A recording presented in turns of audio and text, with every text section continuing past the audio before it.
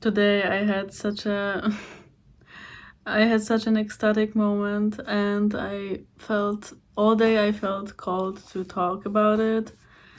But I even attempted to go to the park and record there, but people kept coming by and it just was distracting me. But sorry. I just spent so much time in nature today, and it was so chilly, and I only had this skirt on, so like it's long, but it's not long enough. Like obviously I was cold, it was like 5 degrees, and I don't know, I feel like I put my body through some shock, and I was in such a high state all day. Like I was going home by train and there was the sunset and I was just like, oh my god, world is just so beautiful and amazing. And I felt pain, like my hands were freezing all day, and I felt it. I felt the pain, but somehow my consciousness was in such a state that I wasn't suffering. And moments like that make me realize that suffering is literally a choice. And it may trigger some people, but I believe that's what all the spiritual teachers meant.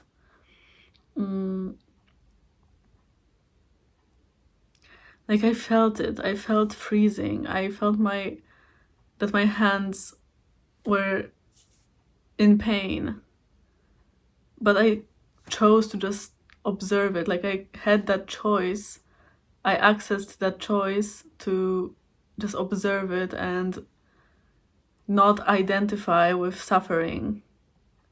And it's such different things, pain and suffering.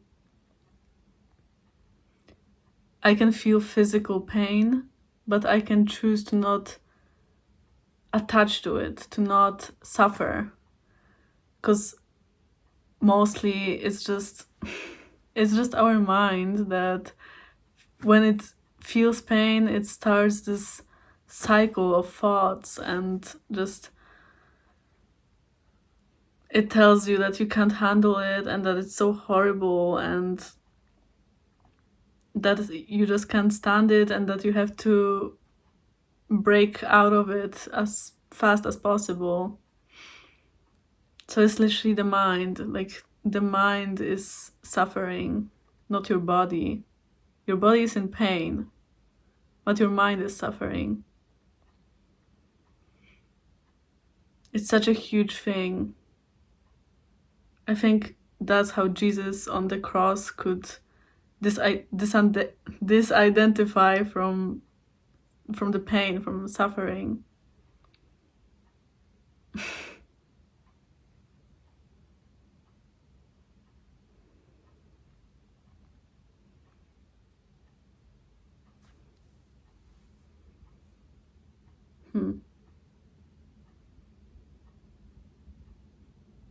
It's all just illusions, guys. Like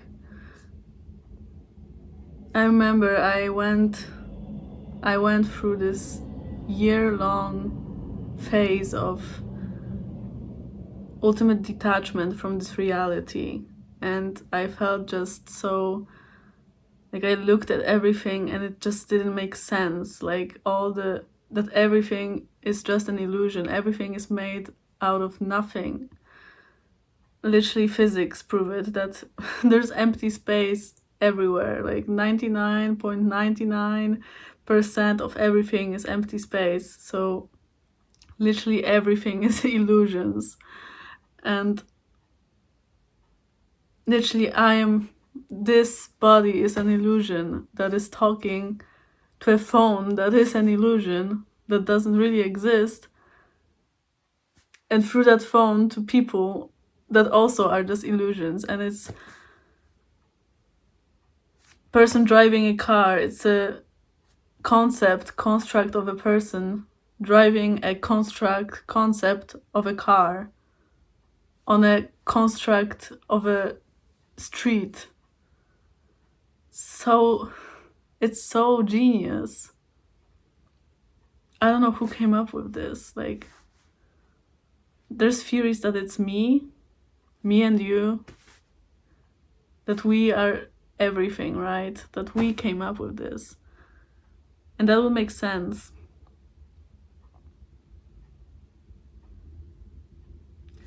And at the end, even if I feel pain and I see my body is suffering, that my body is in pain and is triggering my mind to suffer, I usually choose to take care of my body because I don't want to destroy what I created. It's all been created and crafted with such detail and such beauty and geometry that it would be a waste to destroy it, which you can do. We can destroy what we created, but then we can just create it again, repeat the pattern or change it. It's also genius.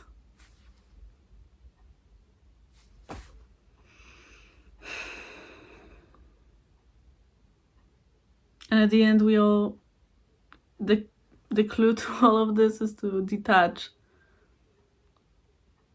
from the outcomes, because they're plastic, we can change them.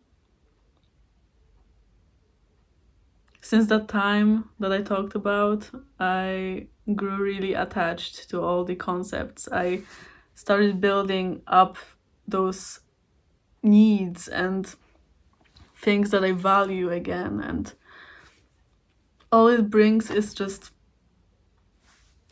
never-ending battle and resistance. Because you resist the changes, you start resisting like anything that you start controlling everything. You want to control everything, and that's not how it works.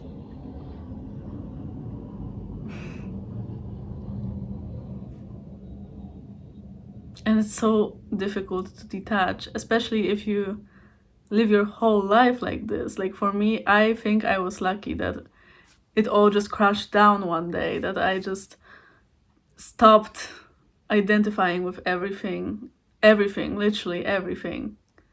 I dropped, like I didn't care if someone steals everything from me, if someone takes everything from me, if I lose everything. I was like, I don't care at this point, because nothing really made sense to me. Like it didn't make sense to even have those things, because they aren't even real and they didn't matter to me at all.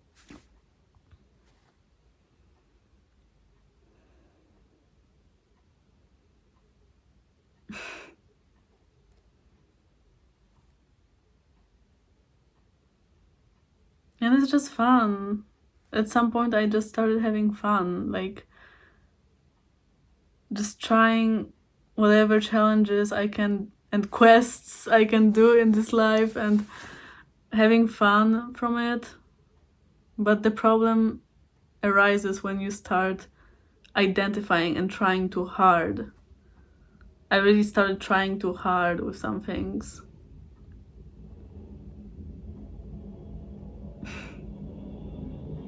Tomorrow I have an exam and it matters a lot to me. Like that thing is important, but the more I will care about it, the more I will resist whatever comes. And ironically, if you don't care, usually things align with what you wanted in the first place.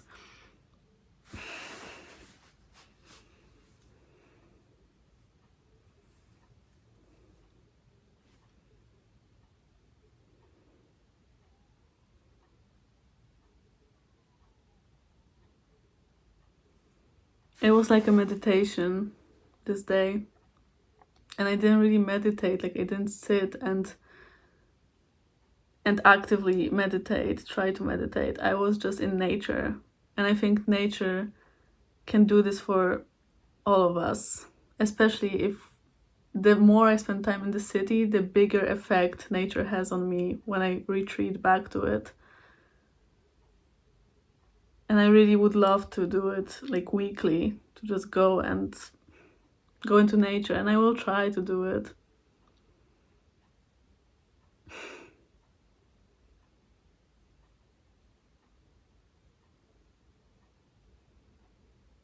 I think because we are so limited as in this human form, the environment in the city that we built, we kind of try to build something like we built when we were God, when we were abundant, when we could make anything. We built this world, we built nature, we created it. But now we're in this human form, which is very limited. There's a limited amount of colors we can see, limited forms we can see. Like, even, again, science tells us that we can't see majority of the world that is around us, that the information we get is so narrow. So obviously the world we try to build, like a city, is really limited and doesn't bring us what we need. It doesn't bring us the abundance. And it's like a cheap version. We have plants in pots and that's it. Maybe parks. But we need that godlike abundance of nature to really recharge.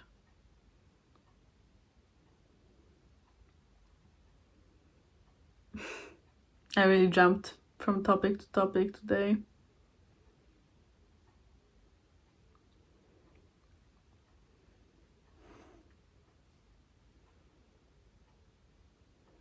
For a long time, I struggled to understand how most people don't think about certain things at all. Like, why we are here, like what we are doing here. I feel like many people are even scared of this thought. And I'm not surprised. It's scary.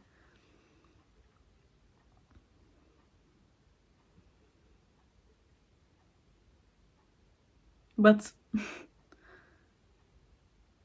it's such a strange world.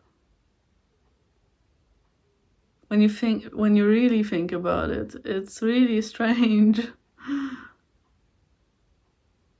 It's really strange we have 2 hands with 10 fingers that have nails. Like, how weird is that? Do we have eyes? Do we have mouth that we put stuff into? Like,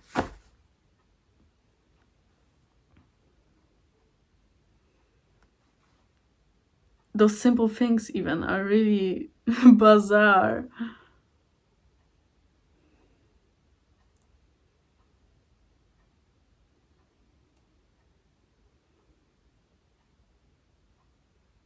Yet most people don't really question anything. They just live, and that's okay, but I can't understand it. Like, I'm someone that really thinks about things. Like, I analyze. I was an overthinker most of my life, and I really always I didn't know what this is about. Like, why did I spawn here?